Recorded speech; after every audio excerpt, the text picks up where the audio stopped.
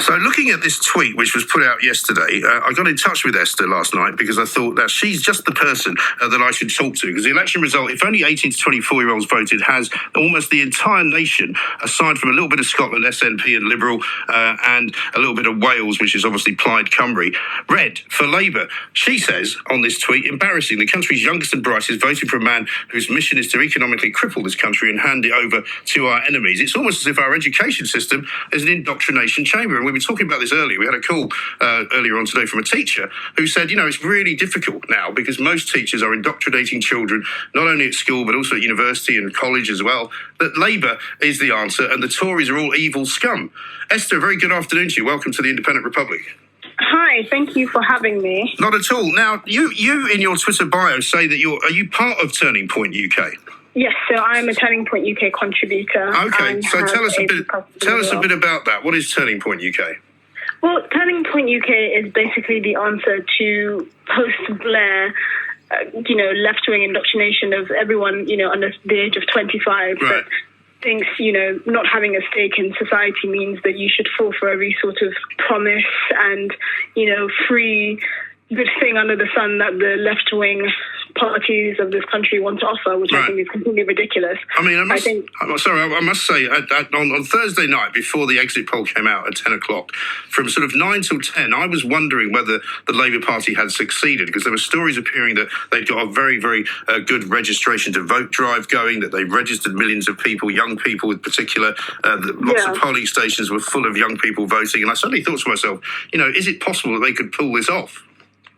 Yeah, that's the scary thing. And, I even in my my personal experience, all my friends, all the people I went to university with, all the people that I went to school with whose parents have been very successful and have gotten their children into very expensive private education, they're all saying vote for Labour. And I just thought, you've spent all this money going to university, going to school and whatever, and it's just pumping out a homogenous group of people that cannot reason. I wouldn't mind if, a significant portion of, young people were sort of more left-leaning, if there was a balance. But it's clearly indicative of an institutional problem if the overwhelming majority of young people under the age of 24 always vote for extreme left-wing policies. It's ridiculous. It really is. And how much of that do you think is down to the education system? You mentioned it in your tweet. I mean, I saw, as I'm sure you did over the weekend, that little video from the F. Boris lot, from a woman who said, I want to go to the NHS, I want to be a doctor, I want to care about people, Boris doesn't care about anybody. And then she sort of rounds on Boris Johnson with this foul-mouthed tirade. She's very well-spoken. She's very, obviously, she's very posh, very posh, very well off. I mean, I find it astonishing. Yeah, and it's, there's a part of it that I think is just guilt of, they feel guilty for their own privilege, that they feel like sort of making up for it is, by backing economically illiterate policies. Yes. These are people that quite clearly have sort of almost hijacked the movement to actually give lower earning people in this country better lives. They don't understand anything because they're so caught up in their bubble. Blair said it himself, his goal was to have 50% of young people attending universities. It is an indoctrination chamber and nobody's talking about it. Parents are not asking the right questions. Why is there no diversity in people that are spending so much money to effectively enrich themselves and enrich their brains? There is no diversity. Why would you spend all that money to come out like everyone else? Well, exactly right. It doesn't even make sense. And presumably there are still young conservatives. I mean, you're one of them. And I see many other young people who vote Conservative, but obviously, I suppose, not enough numbers to change this particular chart. But, I mean, are the Conservative Party not doing enough to win young people over? Is that a problem? I think it's twofold, and that's why, I think organisations like Turning Point are so important.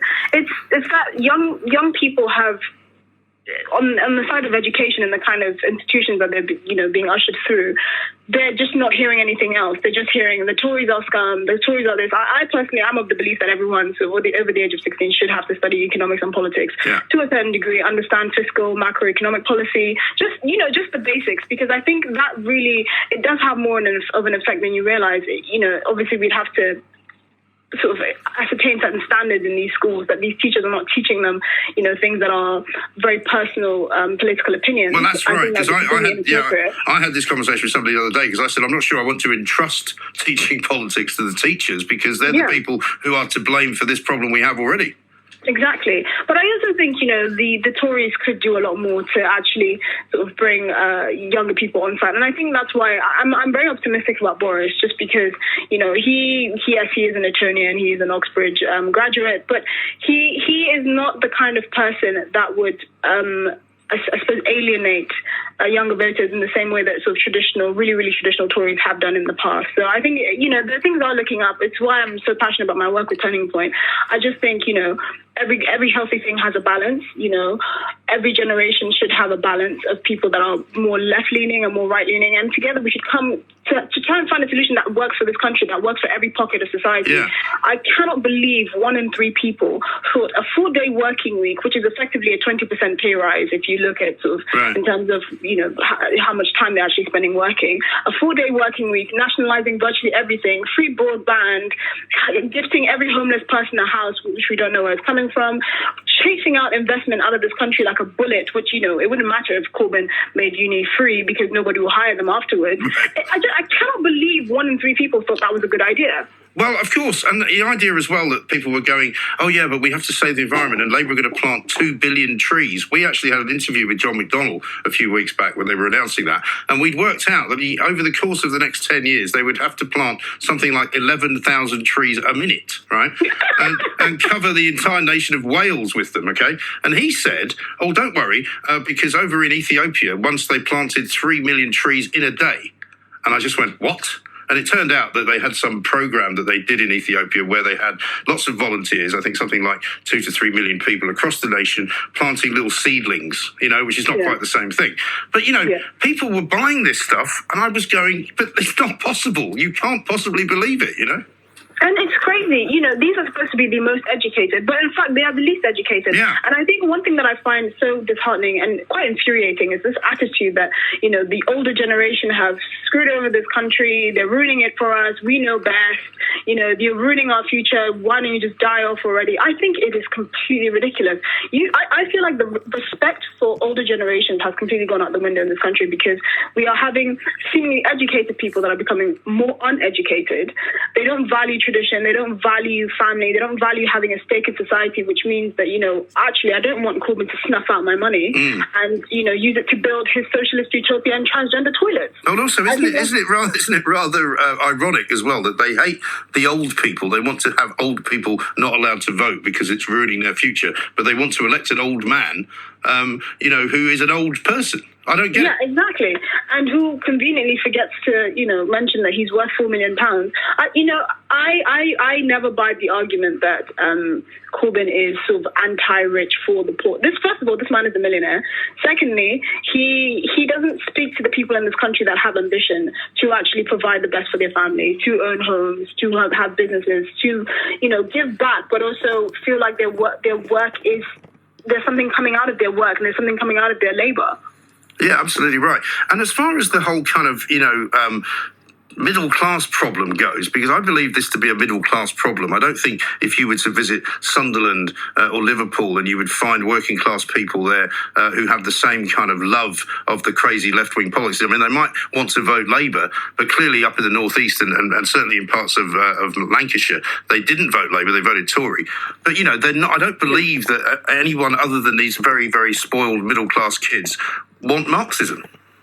Exactly, and this is why it's so important to actually highlight the institutional problem we have with our education system, because there is absolutely no reason under the sun why an overwhelming majority of quite well-off middle-class children that are being ushered through the higher education system are coming out as extreme left-wing Marxists. Yeah. There is no other reason other than the deliberate indoctrination of these people, and nobody can tell me otherwise. It's indicative and it's as clear as day that there is a problem in our schools, in our higher education system. There are teachers that are foisting on their own political ideologies onto these children, and there is no one to stop it.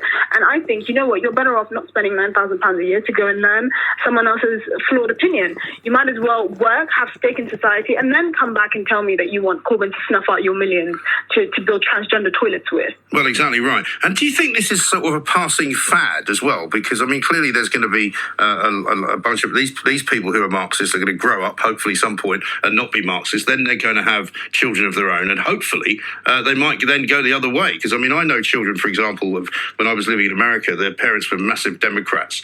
One of them ended up working for Jesse Helms, who was one of the most right-wing Republicans that was around in North Carolina. And so sometimes, the children go the opposite way. And, there is sort of a bit of encouragement that, is it Generation Z? I don't know if this is Generation X or Y. I don't know what it is, really. Yeah, the most recent one. They're quite conservative. I think I'm cautiously optimistic in the sense that, celebrities play a huge role in this. Someone like Stormzy or Lily Allen, I'm sorry, but these people don't have the same stake in society as the I'm rest so of glad us. they're in my top 10 plank list. I mean, they're in there. They really just need to, Ash Sarkar, Oranges, they all just need to vanish from this movement, just because the reality is, if you vote for someone, for a government that ends up doing you wrong, Stormzy is not there to refund you. He's not there to sort of pay back the stolen dreams. None of them are. Lily Allen, with all her talk, is not offering her millions to sort of kickstarts. She's got a big house. She could house a few people who can't afford to live in London if she wanted to, but she doesn't do that. Exactly. These are never the first people to put their money where their mouth is. I mean, Hugh Grant is worth, £60 million? Why don't you offer your money to Corbyn to fund his socialist utopia? Why don't you do that instead of telling us that we should vote for a man who has effectively never done anything to show that he loves this country, has lain in bed with sort of IRA terrorists, Hezbollah, has a huge anti-Semitic problem in his party that he's let sort of fester on for the last however many years. I mean, it is completely ridiculous. These are people that are cushioned by their money, that have options, that don't have the same stake in society, and yet they have the goal to tell society who don't entertain them other than the fact that they can sing or act, who they should vote for. It's completely ridiculous, and their egos are so big that they will never get the message. Well, also, we're always going to have these people.